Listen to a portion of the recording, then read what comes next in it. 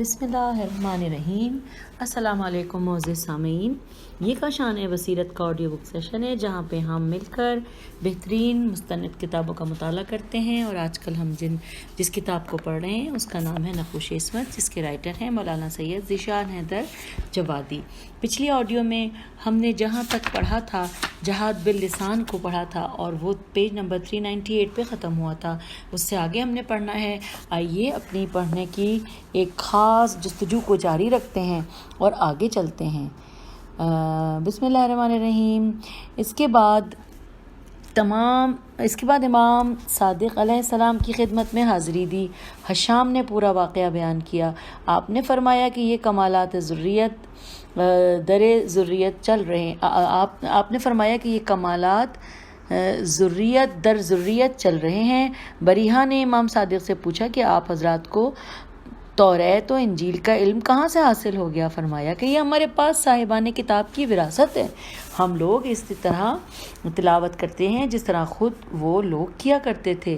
پروردگار ایسے کسی کو حجت نہیں قرار دیتا جو کسی مسئلے میں ناواقفیت کا اعلان کر دے۔ بریحہ حضرت کی گفتگو سن کر بے حد متاثر ہوا اور آپ کے اصحاب میں داخل ہو گیا۔ آپ کے بعد امام موسیٰ کاظم کی خدمت میں رہا اور آپ ہی کے دور حیات میں انتقال کر گیا۔ یہ بریکٹ میں ہے، بہار جلد نمبر 4 صفحہ نمبر 147۔ پوائنٹ 6، راہب نصرانی۔ شام کا رہنے والا ایک راہب نصرانی تھا جو اپنی قوم میں بے حد احترام کا مالک تھا، اور سال میں ایک دفعہ قوم کے سامنے آتا تھا اور لوگ اس کی زیارت کے لیے جمع ہوتے تھے۔ اتفاق سے اسی موقع پر امام کاظم علیہ السلام نے بھی اس سے ملاقات کی، اور اس نے امام کو دیکھا تو پھر فور متوجہ ہو گیا۔ کیا آپ مرد مسافر ہیں؟ فرمایا بے شک۔ ہماری قوم سے ہیں یا ہمارے خلاف؟ فرمایا تمہاری قوم سے ہیں۔ کیا امت مرحومہ سے تعلق رکھتے ہیں؟ فرمایا بے شک۔ آپ کے علماء میں ہیں یا جہلا کے؟ اس کے علماء میں ہے یا جہلا میں؟ فرمایا جہلا میں سے نہیں ہوں۔ یہ بتائیے کہ درخت طوبہ کی اصل آپ کے نزدیک حضرت محمد مصطفیٰ صلی اللہ علیہ وآلہ وسلم کے گھر میں ہے، اور ہمارے نزدیک حضرت عیسیٰ کے گھر میں، اور اس کی شاخیں ہر گھر میں ہیں۔ ایسا کیوں کر ہو سکتا ہے؟ فرمایا درخت طوبہ کی مثال آفتاب جیسی ہے جو اپنی منزل پر رہتا ہے، لیکن اس کی شعاعیں ہر جگہ موجود رہتی ہیں۔ یہ بتائیے کہ جنت کی غذائیں کھانے سے کیوں کر کم نہ ہوں گی؟ فرمایا اس کی مثال چراغ جیسی ہے کہ اسے بے شمار چراغ جلا لیے جاتے ہیں تو بھی روشنی میں کمی نہیں ہوتی۔ جنت میں ایک طویل سایہ ہے، وہ کیا ہے؟ فرمایا طلوع آفتاب سے پہلے کا وقت ظل ممدود کہا جاتا ہے۔ اہل جنت غذائیں استعمال کریں گے تو بول و براز کی احتیاج کیوں کرنا ہوگی؟ فرمایا ان کا حساب شکم مادر میں بچے جیسا ہے۔ جنت کے خدام بغیر امر و حکم کس طرح خدمت انجام دیں گے؟ فرمایا انسان کسی چیز کا مشتاق ہوگا تو اس کے اثرات ظاہر ہو جائیں گے، اور خدام اس کی تعمیر کے لیے تیار رہیں گے۔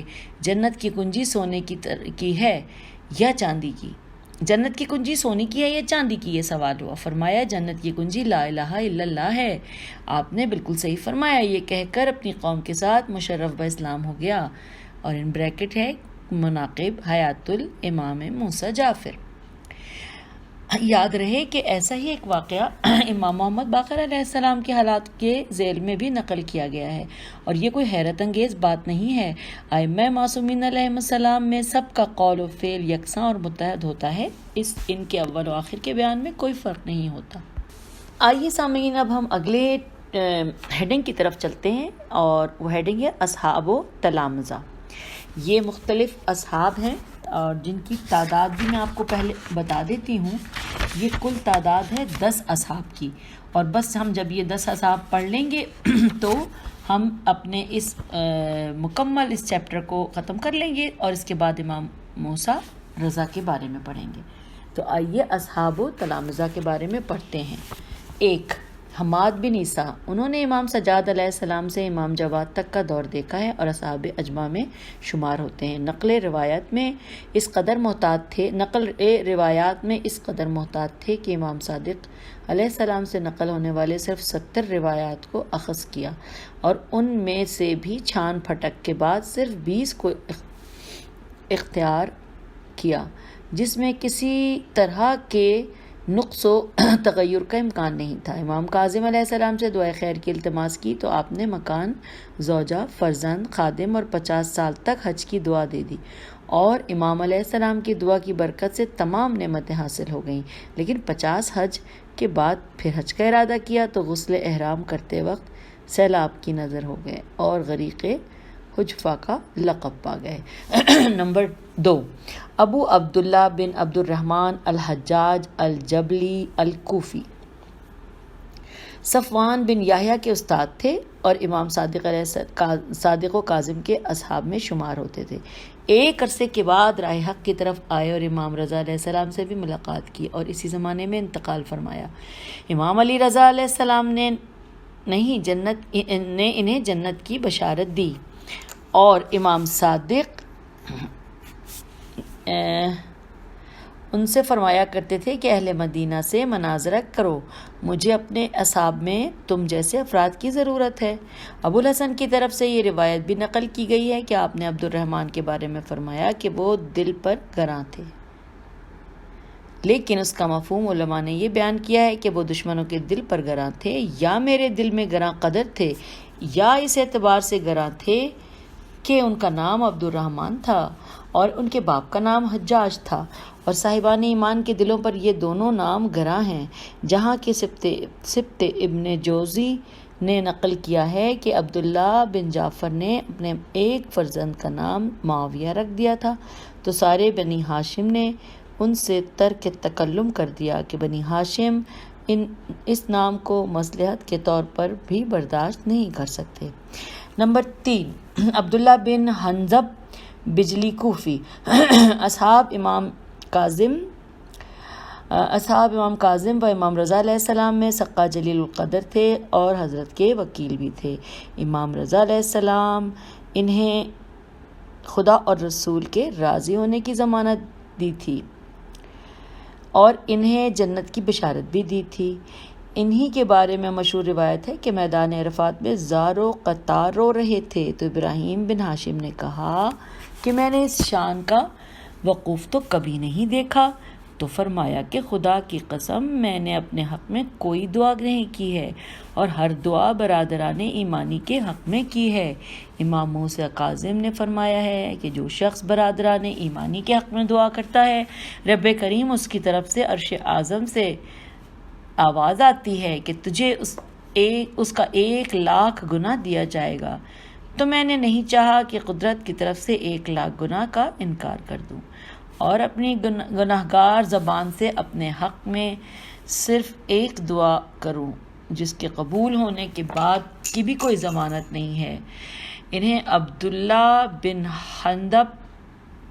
بن جندب سے ایک مرتبہ امام رضا علیہ السلام کو خط لکھا کہ میں ضعیف العمر ہو گیا ہوں، لہٰذا ایسا کوئی ورد تعلیم دیں کہ میرے علم و فہم میں اضافہ ہو جائے اور وہ میرے لیے سبب تقرب الہی ہو۔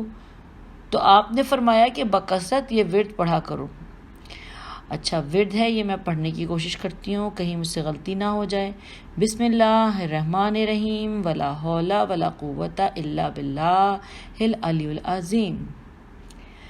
چوتھا پوائنٹ، صحابہ میں سے چوتھے صحابی ہیں ابو محمد عبداللہ بن المغیرہ بجلی کوفی۔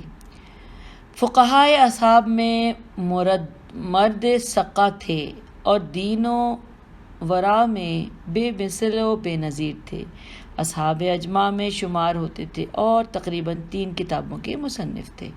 ان کا اپنا بیان ہے کہ میں واقفیہ فرقے سے تعلق رکھتا تھا۔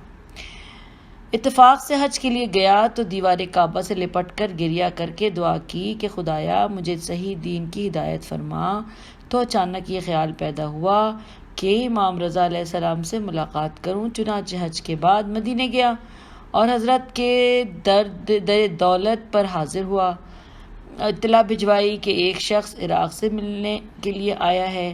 ایک مرتبہ اندر سے آواز آئی کہ عبداللہ بن مغیرہ آ جاؤ۔ میں حیرت زدہ رہ گیا اور میں نے فوراً حضرت کی امامت کا کلمہ پڑھا۔ پھر آپ نے فرمایا کہ جاؤ، تمہاری دعا مستجاب ہو گئی۔ تو مجھے حضرت کی امامت کا مزید یقین کامل ہو گیا اور الحمدللہ کہ اسی عقیدے پر قائم ہوں۔ نمبر 5، عبداللہ بن یحییٰ الکاہلی الکوفی۔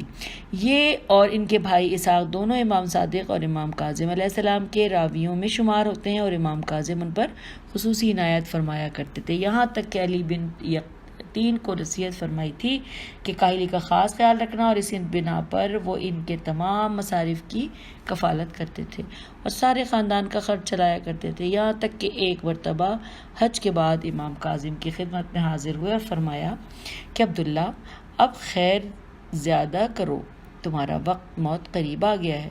عبداللہ نے رونا شروع کر دیا۔ فرمایا، گریہ مت کرو، تمہارا شمار میرے شیعوں میں ہے اور تمہاری عاقبت بخیر ہے۔ یہ سن کر عبداللہ مسرور ہوئے اور چند دنوں کے بعد انتقال کر گئے۔ نمبر 6، علی بن یقطین۔ اصلاً کوفہ کے رہنے والے تھے، لیکن قیام بغداد میں تھا۔ اجلاء اصحاب امام کاظم میں تھے اور حضرت کی خصوصی عنایات کا مرکز تھے۔ سن 124 ہجری میں کوفے میں پیدا ہوئے، جس کے بعد ان کے والد مروان الحمار نے خوف سے وطن چھوڑ کر فرار کر گئے۔ اچھا، یہاں سے پھر پڑھ لیتے ہیں۔ پیدا ہوئے جس کے بعد ان کے والد مروان الحمار کے خوف سے وطن چھوڑ کر فرار کر گئے، اور والدہ نے بھی مدینے میں قیام کر لیا، یہاں تک کہ مروان الحمار قتل ہو گیا اور بنی عباس کی حکومت قائم ہوئی تو دونوں ظاہر ہوئے، اور علی بن یقطین کے والد نے سن 185 میں انتقال کیا، اور علی بن یقطین امام کاظم علیہ السلام کی خدمت میں حاضر ہے، یہاں تک کہ حضرت نے جہنم سے نجات کی ضمانت عطا فرمائی اور حضرت کے حکم سے بادشاہ کے وزیر مقرر ہو گئے۔ امام صادق علیہ السلام نے بھی بچپنے ہی میں انہیں دعائے خیر سے نوازا تھا، اور علی بن یقطین نہایت درجہ صاحب خیرات تھے، یہاں تک کہ ایک سال میں 150 افراد کو اپنی طرف سے حج کرنے کے لیے روانہ کیا۔ علی بن یقطین کے واقعات دورے وزارت شہر آفاق ہیں۔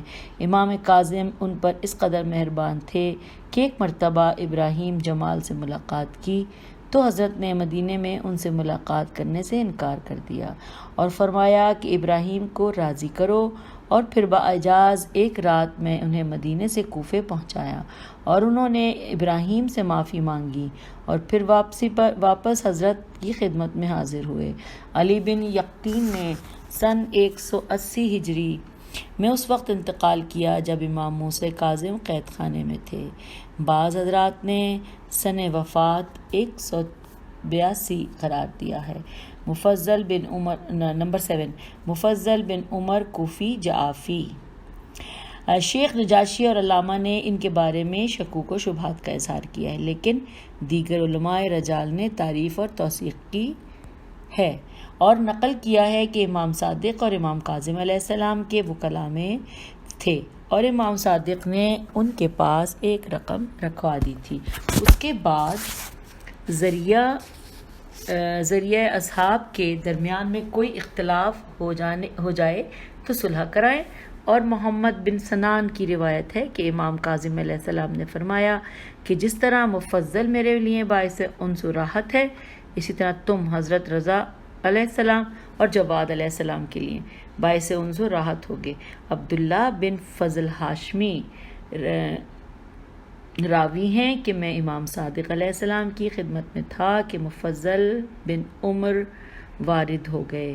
حضرت نے خندہ پیشانی کے ساتھ ان کا استقبال کیا اور فرمایا کہ خدا کی قسم میں تمہیں دوست رکھتا ہوں، اور اے کاش کہ میرے کل اصحاب اتنے ہی صاحب معرفت ہوتے کہ جتنے تم ہو۔ مفضل نے عرض کی، مولا، اتنا بلند نہ کیجیے، فرمایا کہ میں نے تمہیں تمہارا مقام دیا ہے۔ عرض کی تو پھر جابر بن یزید کا کیا مقام ہوگا؟ فرمایا کہ جس طرح رسول اکرم صلی اللہ علیہ وآلہ وسلم کے لیے سلمان فارسی تھے۔ عرض کی اور داؤد بن کثیر رقی؟ فرمایا کہ جس طرح مقداد بن الاسود تھے۔ اس کے بعد عبداللہ نے فرمایا کہ رب العالمین نے ہماری ارواح کو نور عظمت سے پیدا کیا ہے اور تمہاری ارواح کو ہماری ارواح سے۔ میرے پاس میرے تمام شیعوں کی فہرست موجود ہے، مشرق و مغرب مل کر بھی نہ ایک فرد کا اضافہ کر سکتے ہیں اور نہ کمی۔ عبداللہ نے فہرست کا اشتیاق ظاہر کیا تو آپ نے صحیفہ نکال کر دکھلا دیا اور عبداللہ نے آخر میں اپنا نام دیکھ کر سجدہ شکر ادا کیا۔ نمبر 8، ابو محمد ہاشم بن الحکم کوفے میں پیدا ہوئے، واسطہ میں پلے بڑھے اور آخر میں بغداد میں مقیم ہو گئے۔ وہیں ان کی تجارت کا سلسلہ تھا۔ اصحاب امام صادق و امام کاظم میں شمار ہوتے ہیں اور نہایت درجے کے ذکی اور ہوش مند تھے۔ علم کلام اور مناظرے میں اپنا جواب نہیں رکھتے تھے۔ سن 179 میں کوفے میں انتقال فرمایا تو امام رضا علیہ السلام نے ان کے حق میں دعائے رحمت فرمائی اور امام جواد کے سامنے ان کا ذکر کیا گیا تو آپ نے فرمایا کہ خدا ان پر رحمت نازل کرے، اور ہم اہل بیت کے حق میں بہترین دفاع کرنے والے تھے۔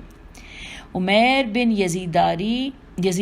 یزید رادی ہیں کہ ہاشم ابتدا میں جہمی مذہب کے قائل تھے۔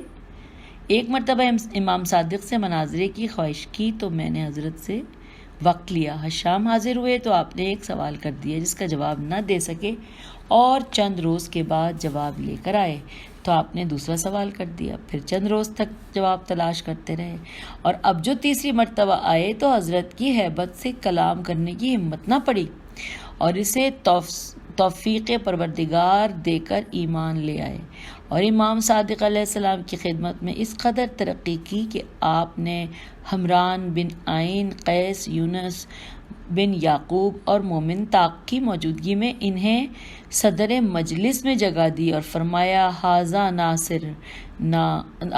ناصرنا بقلبہ ولسانہ، اور پھر شام کو مناظرے میں اتنا کامل بنا دیا کہ کوئی شخص بھی انہیں شکست نہیں دے سکتا تھا۔ یہ ان کے دفاع حق کے اہل بیت کا اثر تھا کہ ہارون نے ان کی گرفتاری کا حکم دے دیا اور وہ روپوش ہو گئے، یہاں تک کہ ان کے گھر والوں کو گرفتار کر لیا۔ اسی اثنا میں جب وقت وفات قریب آیا تو بشیر سے فرمایا کہ میرے مرنے کے بعد مجھے غسل و کفن دے کر جنازے کو کناسہ میں رکھ دینا اور ایک پرچی لکھ دینا کہ یہ حشام کا جنازہ ہے جس نے حکومت کے خوف سے انتقال کیا ہے، تاکہ لوگوں کو میرے مرنے کا یقین ہو جائے اور میرے گھر والے رہا ہو جائیں۔ چنانچہ ایسا ہی ہوا اور متعدد لوگوں نے شہادت کے بعد ان کے اہل خانہ کو رہا کر دیا کہ اب حکومت کو حشام کے خطرے سے نجات مل گئی ہے۔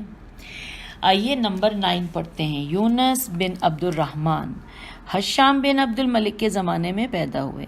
امام باقر علیہ السلام اور امام صادق علیہ السلام کی بھی زیارت کی ہے، لیکن روایت کا شرف امام کاظم علیہ السلام سے حاصل کیا۔ اصحاب اجماع میں بھی شمار ہوتے ہیں اور امام رضا علیہ السلام لوگوں کو مسائل میں ان کی طرف رجوع کرنے کا حکم دیا کرتے تھے۔ انہوں نے ایک کتاب یوم ولیلہ یا یوم دلیلہ، یہ سمجھ نہیں آ رہا، میں چیک کرتی ہوں۔ جی سامعین، یوم دلیلہ ہے۔ یوم دلیلہ میں لکھی ہے کہ جسے امام حسن عسکری علیہ السلام کی خدمت میں پیش کیا گیا تو آپ نے اول سے آخر تک پڑھ کر فرمایا کہ یہی میرا اور میرے آباء و اجداد کا دین ہے۔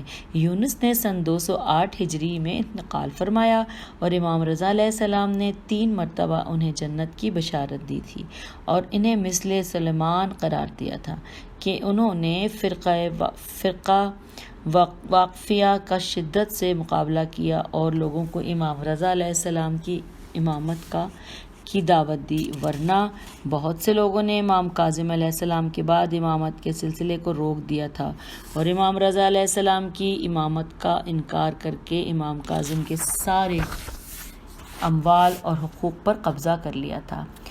اور سامعین، اب یہ آخری صحابی ہیں 10ویں نمبر پہ، ان کو پڑھتے ہیں۔ ان کا نام ہے یونس بن یعقوب الجبلی الدہنی۔